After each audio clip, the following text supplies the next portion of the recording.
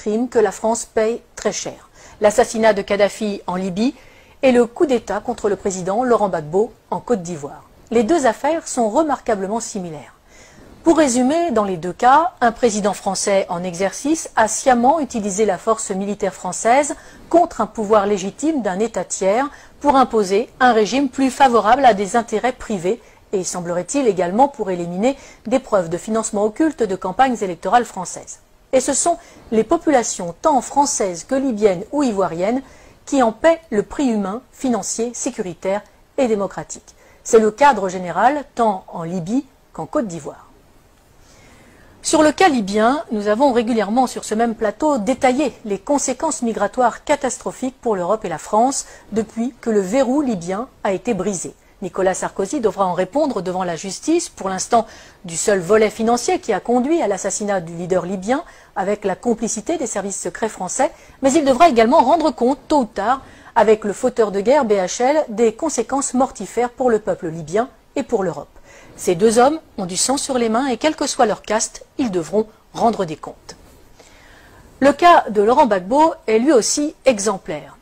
Il est socialiste, mais il est surtout francophile, historien, écrivain, catholique, patriote et n'appartient à aucune loge franc-maçonne. Ce qu'il désire plus que tout, c'est que la Côte d'Ivoire se libère de la France-Afrique que nous avons dénoncée dans notre dernière édition.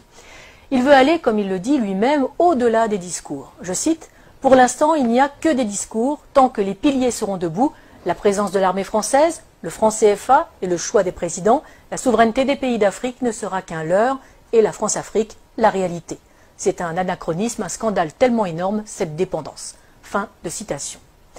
Il va vite devenir l'homme à abattre, d'autant qu'il n'est pas prompt à accepter les exigences de Villepin ou de Chirac qui attendaient, selon ses propos, des valises de billets et pas des valises de francs CFA. Longtemps opposant à Félix Houphouët-Boigny, emprisonné pour cela par le Premier ministre de l'époque, un certain Ouattara, qui est désormais l'actuel président, il est élu à la présidence de la République de Côte d'Ivoire en 2000 face à Robert Guéhi. Dès lors, la France n'aura de cesse de lui faire quitter le pouvoir de gré ou de force. Dès 2002, il doit faire face à une tentative de coup d'État par des éléments armés par le Burkina Faso. Non seulement la France ne le prévient pas de l'attaque, comme Laurent Gbagbo le dira plus tard, bien sûr qu'ils ne m'ont pas prévenu puisqu'ils étaient dans le coup. Mais Michel Alliot-Marie, alors ministre de la Défense de Chirac, refuse de faire jouer les accords de défense pourtant imposés à l'indépendance en 1960 par Paris. C'est une affaire ivoiro-ivoirienne, dira-t-elle. Henri Emmanuelli, ancien président PS de l'Assemblée nationale, expliquera cette trahison par cette sentence, je cite: « Laurent Gbagbo a eu depuis le début un souci, faire de la Côte d'Ivoire un pays indépendant. C'est cela qui ne lui a pas été pardonné. » Pour Laurent Gbagbo, ce coup d'État est la conséquence directe d'une loi sur l'assurance maladie qu'il a fait voter. Une loi destinée à mettre en place deux caisses, une pour les paysans, une pour tous les autres travailleurs, financée par les bénéfices du cacao, du café, de l'EVA, mais aussi des mines de diamants et d'or. Les compagnies de la France-Afrique y voient une menace trop grande pour leur marge. Le coup d'État est donc lancé. La moitié nord du pays sera depuis cette date sous la domination de bandes de pillards et de rebelles. L'immigration de dizaines de milliers d'étrangers et la distribution de cartes d'électeurs visent à fausser le vote des Ivoiriens et à faire main basse sur le sud, Eldorado agricole et minier de l'Afrique. 30% de la population ivoirienne est, selon les dernières estimations, d'origine étrangère. En 2010, lors de l'élection présidentielle à Bouaké, fief de la rébellion et de Ouattara, on relèvera 250 000 votes exprimés pour 150 000 électeurs inscrits. Mais les événements ne vont pas assez vite. Pire, le régime légal de Laurent Gbagbo tient bon et avance vers la modernité. Décentralisation, création de conseils généraux qui s'attellent à la construction de lycées, de dispensaires, de routes. Les succès du Sud, sous le contrôle du pouvoir légal d'Abidjan, font rêver les Ivoiriens de la partie nord qui subissent les pillages et l'arbitraire des rebelles qui soutiennent Ouattara. Laurent Gbagbo est de plus en plus populaire. Si Laurent Gbagbo n'est pas dupe, il confiera depuis sa cellule à La Haye, je cite: « Pour anticiper les coupes d'État, il me suffisait de suivre les cours du cacao. » Il fait preuve de retenue, accepte de discuter même avec les rebelles, et malgré le double jeu du gouvernement français. L'ONUCI, l'opération des Nations Unies en Côte d'Ivoire, saluera même le professionnalisme des opérations militaires de l'armée ivoirienne qui ne provoquent aucun dégât collatéral ni victime innocente. Il faut donc trouver un prétexte. La première tentative majeure date du 6 novembre 2004. Deux Sukhoi de l'armée ivoirienne, pilotés par des mercenaires biélorusses, bombardent la zone de confiance, dénommée aussi ZOC, notamment à Man et Bouaké, et font 9 morts et 39 blessés parmi les soldats français. L'armée française réagit et détruit les moyens aériens de la Côte d'Ivoire, ce qui l'empêchera de lutter efficacement contre les rebelles. La force Licorne doit se lancer à l'assaut d'Abidjan. C'est la dernière partie d'un plan en 4 phases. Un plan qui a si bien réussi en Côte d'Ivoire que la France l'a appliqué en Libye et au Mali. D'abord, un appel à l'aide d'un gouvernement fantoche ou rebelle reconnu comme légal. Ensuite, une première promesse d'aide par l'organisation régionale qui se retrouve vite dépassée. Puis un mandat de l'ONU au nom de crimes contre l'humanité, viols, etc. Et enfin, l'intervention de la France sur le plan diplomatique, économique et militaire pour mettre en place les hommes choisis. Mais en 2004, la dernière partie cafouille. Des informations révélées par Wikileaks et des enquêtes de presse suggèrent une manipulation visant à justifier une action militaire contre Gbagbo. En 2016, la juge d'instruction française Sabine Kéris demande le renvoi devant la Cour de justice de la République, la CJR, des anciens ministres Dominique de Villepin, Michel Alliot-Marie et Michel Barnier, suspectés d'avoir permis l'exfiltration des mercenaires responsables de l'attaque contre les forces françaises. Pour Laurent Gbagbo, les services secrets français ont retourné son chef d'état-major, Mathias Doué, pour une attaque sous faux drapeau afin de légitimer la réaction française. Le parquet général près la Cour de cassation a indiqué n'avoir pas saisi à ce stade la commission des requêtes de la CJR. En 2011, alors que Laurent Gbagbo a remporté les élections de 2010, malgré les quelques 450 000 électeurs fantômes rajoutés dans le Nord, Ouattara et ses amis français décident de forcer les urnes. Ils contestent les élections, mais refusent de recompter les bulletins, qui sont détruits. Curieusement, le premier décompte avait été confié à une société française dont le directeur recevra un contrat de plus de 152 millions d'euros par le gouvernement Ouattara. Le 11 avril 2011, après 10 jours de combats à Abidjan et de bombardement de la résidence présidentielle par les forces spéciales françaises de la Force Licorne et l'ONUCI, Laurent Gbagbo est arrêté en compagnie de son épouse Simone par les forces françaises. Ce n'est pas la fin des morts. Des centaines de civils seront arrêtés, torturés et exécutés par les complices de Sarkozy. La famille de Laurent Gbagbo, les militants, les ministres, des professeurs, des fonctionnaires. Autre victime de cet assaut, sans doute l'une des plus belles bibliothèques de livres classiques français de toute l'Afrique, seule richesse reconnue de Laurent Gbagbo et qui sera détruite par les bombes incendiaires françaises, tout un symbole.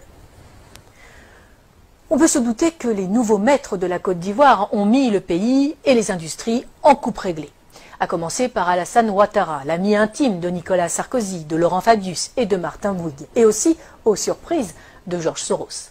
Le moindre coupeur de route et assassin du Nord est devenu qui préfet, qui commandant de police, qui chef des armées ou président de l'Assemblée nationale. Les compétences comptent peu, c'est le nombre de fusils à disposition qui prime tout. Mais parlons des Français. Claude Guéant, l'ancien ministre de l'Intérieur et secrétaire général de l'Élysée de Nicolas Sarkozy, a installé une antenne de son cabinet d'avocats à Abidjan, où il fait des allers-retours fréquents pour développer ses affaires et celles de son gendre, Jean-Charles Charqui, devenu conseiller d'Alassane Ouattara. L'ancien ambassadeur de France au moment du putsch est devenu consultant et passe sa vie dans l'ombre de Ouattara. Les chefs militaires de l'opération Licorne sont devenus consultants et se sont vus confier la juteuse modernisation de l'armée ivoirienne. Il ne faut pas non plus oublier les fameuses annulations des dettes africaines. Ces dettes ne sont pas annulées, elles sont en fait privatisées. Les sommes dues et qui ont été payées par les contribuables français sont finalement payées à des entreprises privées du pays créancier pour réaliser des travaux dans le pays créditeur. Travaux largement surfacturés le plus souvent, les contribuables français sont volés de leur remboursement, les Africains spoliés de leurs investissements. Et généralement, les entreprises favorisées sont dirigées par de grands amis des présidents et ministres en place en France. Ils ne peuvent quand même pas exécuter Laurent Gbagbo, bien que un procès en Côte d'Ivoire, oui, mais sans lui, car il est trop populaire. À la Cour pénale internationale, ce sera mieux, surtout qu'elle est le parfait outil de justice des vainqueurs. Externalisé donc à La Haye pour un procès à charge et inique, le procureur a à sa disposition un budget de plus de 28 millions d'euros. La défense, 76 000 euros. L'une des principales sources d'accusation est l'association Human Rights Watch, qui est entièrement financée par Soros, ami de Ouattara. Malgré ça, Par 2 fois, en 2016 et en 2018, le tribunal ne peut que constater l'absence totale de preuves dans le dossier du procureur.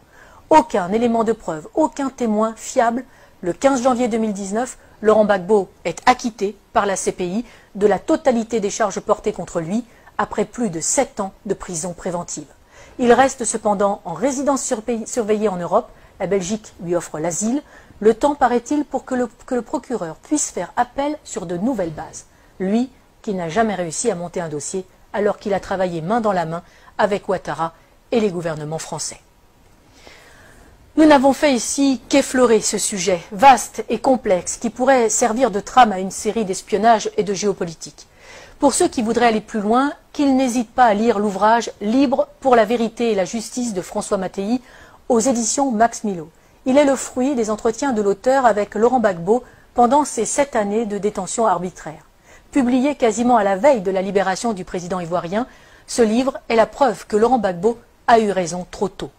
Mais il n'est pas dit qu'il ne revienne pas dans le jeu politique ivoirien, totalement blanchi des accusations portées contre lui, fort de ses réussites comme président et avec un programme toujours plus d'actualité.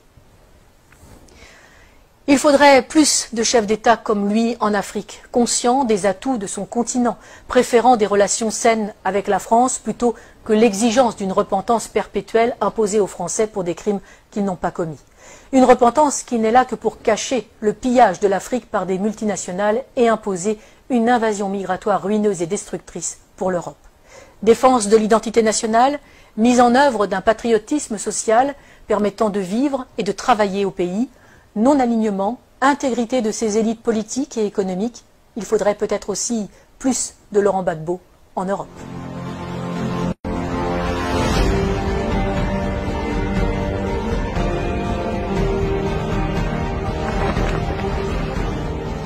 Il aura fallu que la polémique soit lancée par le vice-président du Conseil italien, Luigi Di Maio, du mouvement 5 étoiles, pour que les Français entendent parler du franc CFA.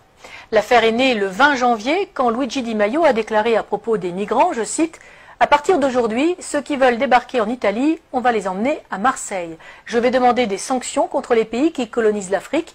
La France imprime le franc dans les colonies pour financer une partie de sa dette. Pour laisser les Africains en Afrique, il suffirait que les Français restent chez eux. » Fin de citation. Le franc CFA, c'est le franc de la communauté financière africaine qui est le nom de 2 monnaies communes héritées de la décolonisation. Le franc de la communauté financière en Afrique pour le Bénin, le Burkina Faso, la Côte d'Ivoire, la Guinée-Bissau, le Mali, le Niger, le Sénégal et le Togo. Et le franc de la coopération financière en Afrique centrale pour le Cameroun, le Congo, le Gabon, la Guinée équatoriale, la République centrafricaine et le Tchad. 14 pays en tout, pas tous francophones et ni anciennes colonies françaises, parfois protectorats allemands, espagnols ou portugais. Créé par De Gaulle le 25 décembre 1945 avec Soustelle et Pleven, le franc CFA est un outil de réaffirmation de l'autorité de la métropole sur des zones qui ont échappé à son contrôle lors de la Seconde Guerre mondiale. Ce qui pouvait se comprendre au lendemain de la guerre prend une autre tournure au moment de la décolonisation. Ce franc CFA, imprimé à Chamalières dans le Puy-de-Dôme, dans le fief de Giscard d'Estaing, ampute les pays qui l'utilisent de la marque de leur souveraineté. On gardera à l'esprit le parallèle avec l'euro. L'infantilisme financier et l'irresponsabilité dans lesquels ils sont encore tenus ont engendré des peuples d'assistés chroniques. Leurs chefs d'État sont devenus des mendiants et des voleurs pratiquant d'un côté une politique de révérence envers la puissance étrangère qui les protège et qui détient leur porte-monnaie et spoliant de l'autre leur population. Sans entrer dans les détails techniques d'un système complexe, il faut savoir que la quantité de monnaie délivrée à chacun des pays africains de la zone franc est contingentée et, dans l'absolu, la France peut à tout moment diminuer ou arrêter sa livraison de billets. Comme elle peut prendre la décision de dévaluer cette monnaie. Ce qu'elle fit en 1994 avec le FMI et les États-Unis, générant des conséquences très dures pour les États et les populations d'Afrique. Par ailleurs, pour se garantir, la France est habilitée à stocker et à gérer à Paris, pour les pays de la zone franc, 50% des devises provenant de leurs exportations sur des comptes d'opération. Elle en ponctionnait la totalité jusqu'en 1973 et l'équivalent de 65% jusqu'en 2005. Les recettes en devises du cacao, du café, de l'EVA, du pétrole, du coton, de l'uranium, de l'or, du diamant, du manganèse, des métaux rares, etc. vendus dans le monde entrent donc pour une bonne part à la Banque de France et non dans les pays africains de la zone franc qui ont généré ces exportations. Un flux en dollars, livres sterling, yens et euros dont le Trésor français a la garde et place à son profit sur les marchés financiers internationaux. Autre confiscation très avantageuse pour la France, le dépôt de l'or africain dans nos coffres qui vient garantir ce franc CFA et qui s'ajoute aux réserves d'or de l'État français, nous permettant de figurer en bon rang parmi les États occidentaux dont les réserves d'or sont les plus élevées. Après les États-Unis, 8100 tonnes, l'Allemagne, 3400 tonnes, le FMI, 2800 tonnes et l'Italie, 2450 tonnes et devant la Russie, 2000 tonnes. Un avantage non négligeable en période de crise. Un bon moyen, par exemple, de rassurer les agences de notation et les marchés auxquels la France emprunte de quoi boucler son budget. Enfin, le franc CFA constitue avant tout un levier politique qui permet une ingérence directe dans les affaires d'un pays. Il a suffi au gouvernement de Sarkozy de couper les robinets de la Banque centrale d'Afrique de l'Ouest et de fermer les banques filiales de banques françaises en Côte d'Ivoire pour mettre Laurent Gbagbo en difficulté. Nous aurons d'ailleurs l'occasion de revenir sur le cas de la Côte d'Ivoire et de son président légitime, Laurent Gbagbo, dans une prochaine édition. En vérité, le franc CFA n'est pas un vestige de la colonisation, c'est une privatisation de la colonisation.